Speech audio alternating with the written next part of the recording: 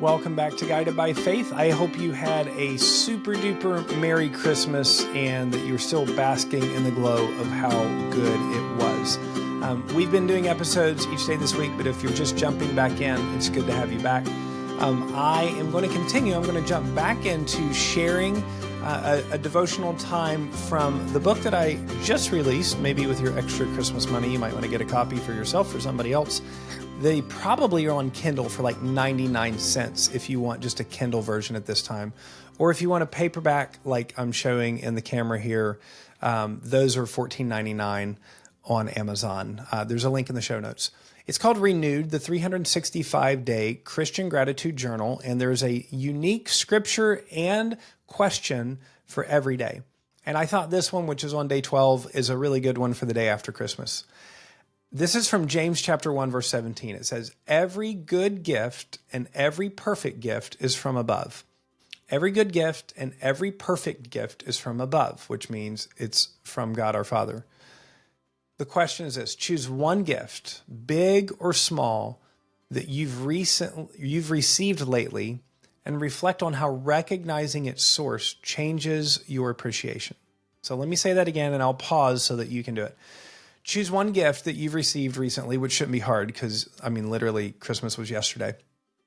One gift, big or small, that you've received recently. And I want you to reflect on how thinking about the true source of that gift will help you grow in your appreciation. And so what's the true source of that gift? Well, James says the true source of every good gift comes from above. It's from our Father in heaven. And I'll give you a minute to think about it. I'm going to sip a drink of water. I'm going to give you a second to think. What's a gift that you receive that you know is truly ultimately from God?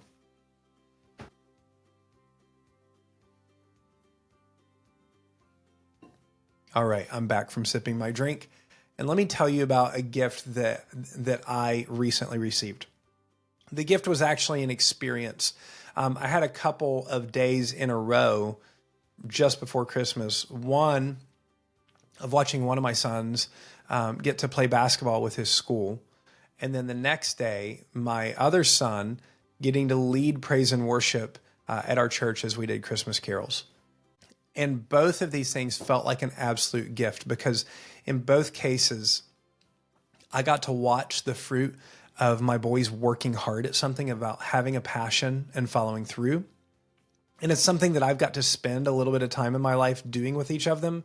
But ultimately, I've got to see them use their gifts to glorify God, to try to be a witness on the basketball court, to use gifts of playing instruments and singing to help lead people in worship. And I realized that just having my sons is a gift from God, but getting to watch them do things they love, it felt like an absolute gift. And I know that might sound like a dad, old man thing to say, and it is, but I feel loved by God when I see people that I love do things that they love. And ultimately, at this point, maybe what you realize is the most special presents in your life are probably not the things that you get. The most special presents in your life are the relationships that you have, the experiences that you get to have, especially experiences you get to have with people you love. Ultimately, the greatest gift in our life, the gospel salvation through Jesus. But God is so gracious, isn't he?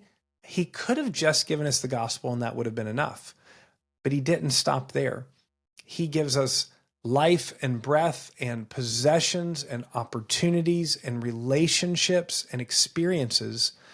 And to me, the richness of my life is the relationships that I have and the experiences that I've been able to do. I like my stuff, but man, I cycle through stuff and all my stuff could disappear and, it would just be replaced by more stuff. But the people in my life are eternal. The people in my life are made in God's images, and the experiences that I get to have, and especially get to have with them, those are the things that really make and shape who I am. And so I pray as you finish out your break, you hopefully have a good bit of time left on your Christmas break, that you would not be so fascinated with the stuff that you've been given that you miss the true gifts that God's given you. He's given you his word. He's giving you the opportunity for time with him. He's given you time, like you're alive. That's a gift from God, and it's finite. It's not forever, at least not on this earth. He's giving you relationships, and he's giving you an opportunity to experience relationships with people. And through Christ, like we said, he's giving you the gift of salvation that you can receive freely. Every good gift is from God. And I pray that you would spend today and every day in focused gratitude as you thank the giver of all good things. And as you grow in gratitude, I pray that you grow in generosity. As you've been just bombarded with gifts over these last few days, I pray that you become a giver to others. And that would be a way that you would show your blessing to God. So again, this was from Renewed, the 365-day Christian Gratitude Journal. If you like it, you can pick up a copy on Amazon. The links are in the show notes. Have a great weekend. I will see you next week.